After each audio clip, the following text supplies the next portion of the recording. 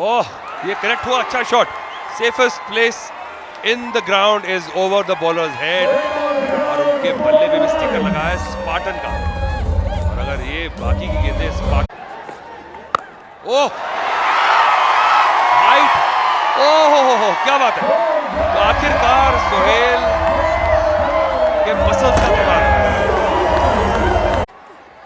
इस बार प्रयास किया गति मिश्रण करते हुए आदर्श, बढ़िया सोच उनके द्वारा. अभी भी अगर 130-135 रन कर ले मुंबई हीरोज की टीम, एक फाइटिंग स्कोर जरूर हो सकता है. कल 3 बजे ये बड़ा फाइनल खेला जाएगा. चेन्नई राइनोज पहले ही प्रवेश कर चुकी है और यहाँ पे 4 रन और मिलेंगे. समाप्ति 118 पे 4. सोहेल